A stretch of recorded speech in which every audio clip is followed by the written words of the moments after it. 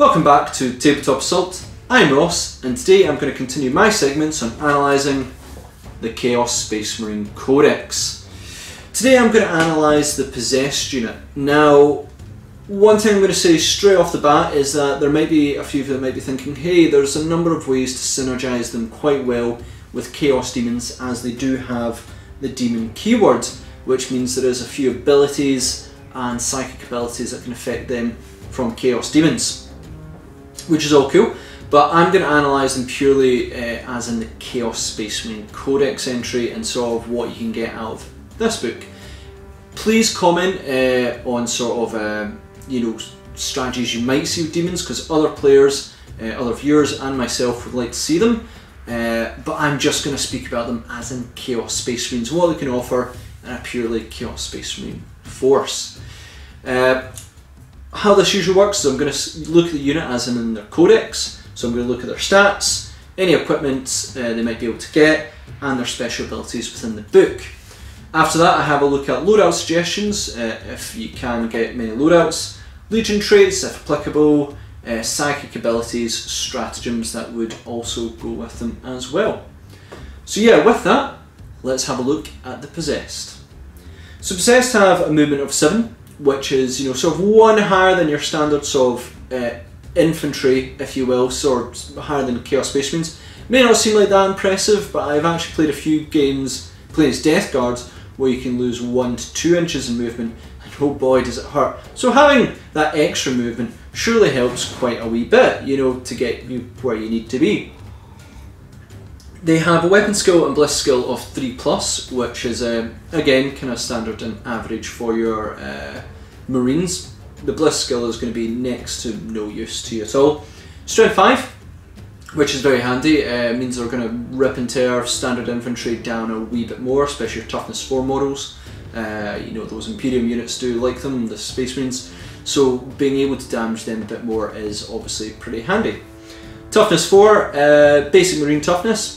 Can't complain with that. You're not going to get Toughness 5 because no.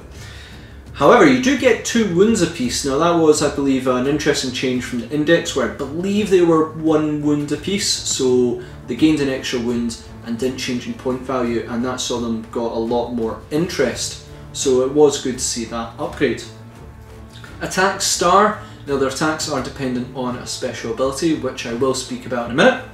Leadership 8, where most Chaos Space Marines I think are Leadership 7, with their Aspiring Champion being 8, so they don't need an Aspiring Champion leading them, they're that brave already. And a 3+ armor save, which again, they are wearing power armor, so having that wee bit extra is very, very helpful. Possessed come in a unit of 5, they can go up to 10, 15, they can go up, for the start of 5, they can go up to 10, can go up to 15, and can go up to 20, if you are so inclined to use them. So, all of them are armed with horrific mutations. So let's speak about the horrific mutations. It is their only sort of war gear option other than icons, which I'll go into detail later. So horrific mutations are melee, so they're melee unit. Strength user, strength 5. -2 AP, which is not too bad. -1 AP is quite nice, but -2 it does make them quite a bit more terrifying. It does mean they'll rip apart armour a lot easier. And 1 damage apiece. Oh boy, would I have loved them to be 2 damage apiece to rip apart those Terminators, but that might be asking too much. Still, 1 damage apiece, but -2 AP is still very, very nice. So they can take Chaos Icons. Now I've never really used them with Chaos Icons, but I'm going to speak about that in quite a bit more detail later. On the advantages of them and why you might want to think about, especially with some point changes to Chaos Icons, because I do think some of them changed, why they are maybe something to think about, especially when you're taking a unit of Chaos Possessed. Special abilities, they have Death to the False Emperor. Not going to speak about it in too much detail. If you are playing Chaos, you should know roughly what you are getting with that. But basically, if you're fighting against Imperium units, score a 6+ to hit, and you get an additional attack that cannot generate further attacks. This is in combat, so obviously with Possessed that's quite key. They are demonic, so all units have a 5+ invul save. Yep, all models in this unit have 5+ invul save, so the invul save is pretty nice, especially on a 2-wound model. And they have writhing tentacles, Roll a d3 when a unit of possessed is selected to attack in the fight phase. The result is the attack characteristic of each model in the unit.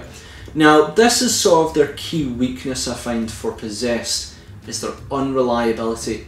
You can take a unit of 10 and on a good roll they can get 30 attacks, which can be absolutely deadly. On a bad roll they get 10 attacks, which is much less impressive. So you will see that if you are going to be using them, command points are going to be used to sort of probably re-roll that. The other thing I would note is the wording of it when a possessed unit is selected to attack in the fight phase. So when you select to use them, you have to roll for it.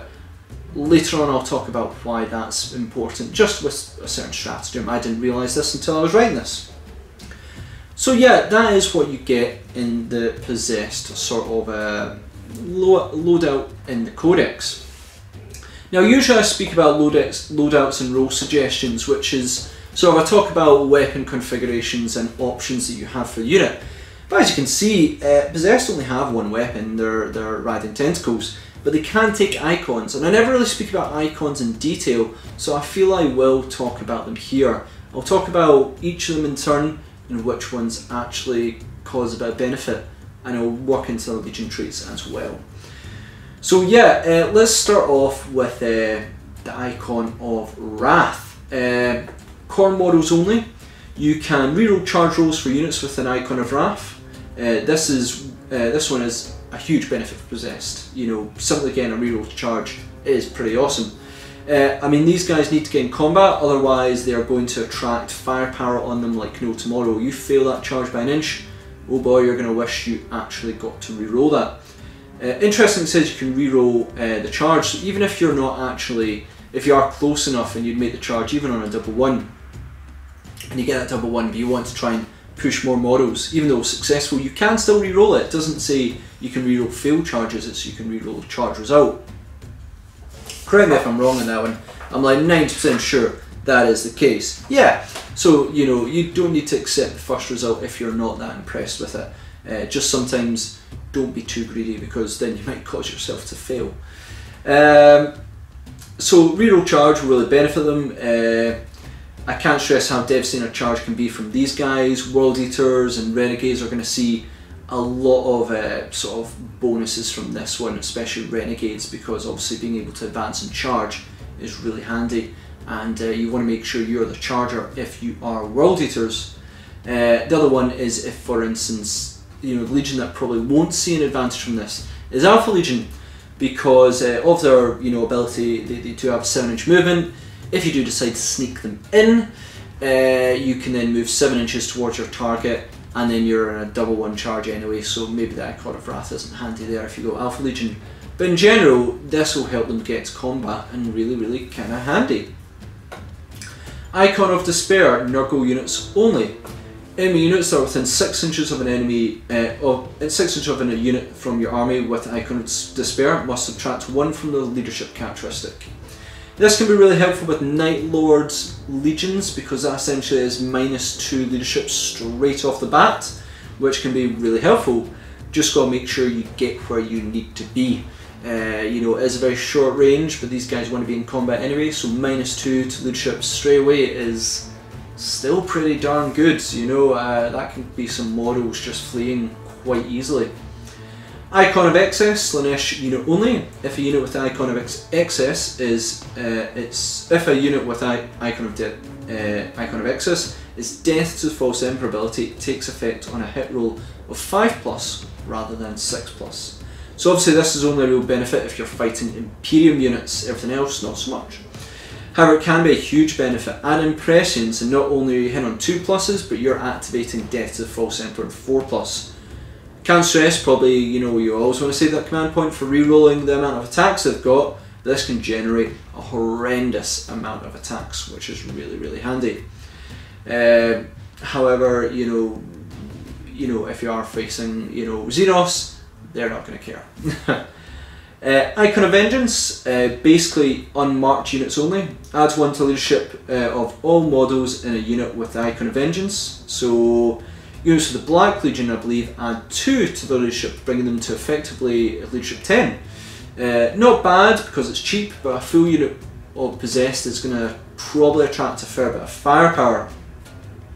So you can see your opponent's probably either going to try and wipe them out or cause a bit of damage. And once Possessed do begin to lose a few guys, they become a lot less threatening. So having that extra leadership, I'm not too sold on it. I'd much rather go with either Despair or Wrath, or Excess if you are going down that route, but it is cheap, so not bad. And finally, Icon of Flame, Mark of Zinch unit only. At the start of the psychic phase, roll a d6 for each unit from your army with the Icon of Wrath. On a roll of 6, inflict 1 mortal wound on the closest enemy unit within 12 inches of the model carrying the Icon of Wrath. So I'm really not sold on this icon at all. 1 in 6 chance of causing 1 mortal wound. No, but hey, that is why it's last. So yeah, that's me trying to fill out that sort of, talk about loadouts. I certainly think in terms of this, Wrath is a big winner, with Despair and Excess being pretty close as well. Next we'll look at Legion traits. So Legion traits, let's start off with always Alpha Legion, hidden in plain sight. Your opponent must subtract 1 from hit rolls that target units with this trait if they're more than 12 inches away. So Possessed can, taking on a large enough unit may attract a fair amount of firepower. If you've got 20 of them in a unit, then your opponent's probably going to want to take them out. -1 to hit, 5 up invul save and 2 wounds apiece makes them surprisingly survivable. And the advantage is they are slightly quicker, so they can get to their destination quicker, meaning you might not get that advantage of the 12 inches away for so long, but it does also bring in an effective stratagem later on, which I will talk about, that sort of negates this ability, but just making them a bit more survivable when a lot of firepower may come their way is really handy. Next up we'll talk about Renegade Chapter's Dark Raiders. This allows a unit with this trait to advance and charge in the same turn. Possessed are slightly more mobile units. This does add more mobility to them, and armed with the Icon of Wrath should provide the Possessed to get to their target a lot easier. Overall, anything that helps the mobility is absolutely helpful. Plus, you'll never be shooting with the unit because you don't really have that option, because they can't. And so you're really having to choose between advance or charging. And this way, you kind of get the best of both worlds. So a unit with that Icon of Wrath can advance and charge pretty nicely. We'll add in, if you've got another detachment, because if you're, if you've even got just like a Chaos Sorcerer, you can possibly warp time them.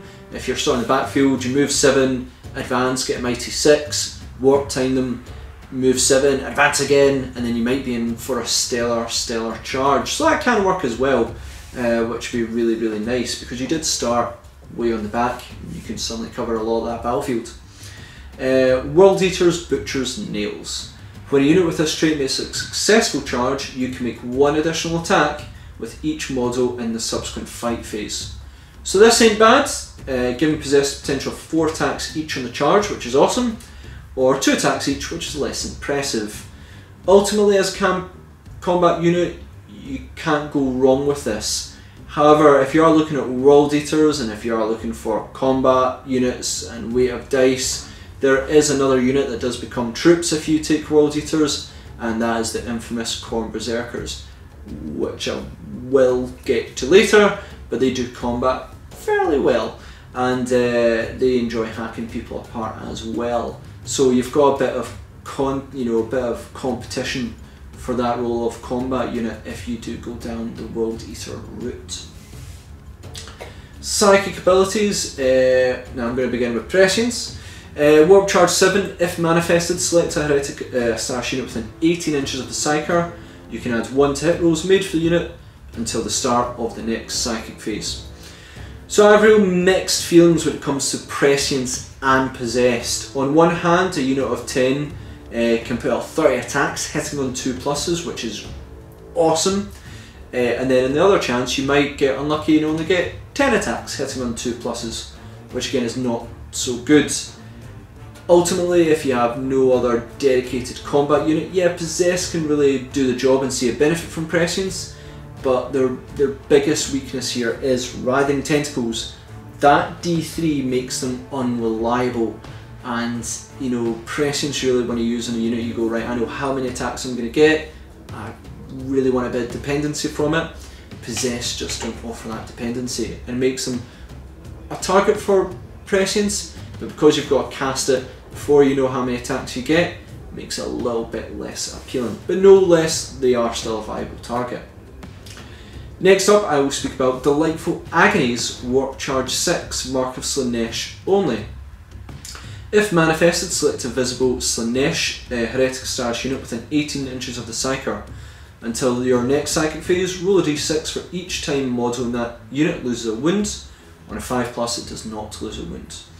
Out of the dedicated spells, which are all quite defensive spells for the Chaos Gods, this is probably my favourite one when it comes to Possess. Taking advantage of each model is multi-wounds and has a 5-up save. So essentially you're getting a 3-up armour save, 5-up invul save, 5-up ignore wounds roll, and the 2 wounds apiece makes them pretty darn survivable.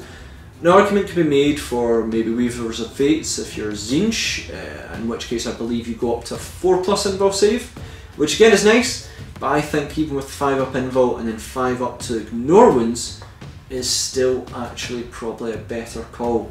Let me know what your thoughts on that one are.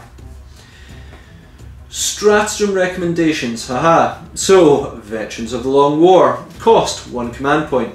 Use a stratagem when Heretic Stars infantry or biker unit is selected to attack in the shooting or fight phase, excluding units from the Renegade chapters. You can add 1 to wound rolls from the unit until the end of the phase. So like Prescience, this can be awesome if given the right chance. However, Possessed have their key weakness, unreliability, for their number of attacks. Some days you'll get 1 attack and some days you'll get 3 attacks. Combined with Prescience and a bit of luck, this can be devastating. One thing I would note, and I didn't realise this until I actually sat down and read this, the wording of both Veterans of the Long War and Writhing Tentacles is when a unit of Possessed is selected to attack in the fight phase, which does not say which order you need to do this in. So in theory you could determine the amount of attacks from Writhing Tentacles, and then if you get 1 you might go, ah, right, I'll use command point, fail, only get 1, and then you're stuck with 10 attacks if you're a 10-man unit, and you go, I don't want to activate Veterans of the Long War anymore. Or you could get your 3 attacks base each, and then you go, yep, I want to do Veterans of the Long War, because technically they're activating at the same time. It doesn't say which one you choose first. You know, I'd definitely work out how many attacks I'm going to get, and then go, right, cool, I want to activate Veterans. Bit of an advantage that they have over Prescience, because Prescience you have to do in the Psychic phase, which you obviously have to commit to before you work out your attacks. Let me know what your thoughts are on that. Am I right in that interpretation? It just means that if you do get that sort of, you know, 30 attacks, or if you take a huge unit, 60 attacks, whatever you go for, you might go, yeah, right, no, Veterans of the time, definitely work out your Writhing Tentacles first. And finally, you know, stratagem recommendation I'm going to make is going to be forward operations, Alpha Legion only. So this is 1 command point, so this is a long one, I'm not going to go into it. Basically you can set up in your opponent's face turn 1, you know, before the first battle round begins, you set up 9 inches away from one of your opponents. Now, you know, that's the best way to sort of get there, you know, depending if you play beta rules, etc. But this still works out with that, which is awesome. The advantage of Possessed having the ability to start 9 inches away is you've got a 7-inch movement, which means effectively you just need double 1 to get into combat, bar you accidentally measuring incorrectly. If that is the case, make sure you've got an icon of Wrath and you can re-roll that. But basically forward operations, a big unit of 20 Possessed, pray that you get first turn, and oh boy, they're going to cause a fair bit of problems if they get the right amount of attacks. And also don't choose for them to go after Gretchen, which I think I did. No, I think that was with Corn Berserkers, and I got into a lot of trouble going after Gretchen when I should have gone after boys when I forward operated with Alpha Legion. That was my bad. It is a great stratagem for your key combat units. Certainly can be devastating. So yeah, that is my sort of thoughts on Possessed. Certainly I've never experimented with them with icons, but now you know what? I probably am. You can get quite a bit of advantages from them as well. Just need to get one painted for myself. Let me know your thoughts on Possessed. When it first came out, I used them quite a lot and found them not bad, but they've really begun to let me down recently. Their unreliability compared to other units where you know sort of what you're going to get is quite a severe disadvantage. So sometimes I'm just not sold on them. Sure, they can cause the damage, but one attack is absolutely heartbreaking. 3 attacks is going to make you feel like a rock star. So yeah, let me know your thoughts on Possessed. Thanks again for watching. Please, as usual, comment, share, like and subscribe. Check us out on social media and Patreon, where we do a whole bunch of stuff extra on the Patreon one to thank you guys for helping us bring more content, because we have a whole bunch of stuff coming out very shortly, which some of you guys might find interesting. We've got a whole bunch of new stuff coming. I promise it's going to be awesome. So yeah, thanks again for watching, and we will see you on another Tabletop Assault Battle Report.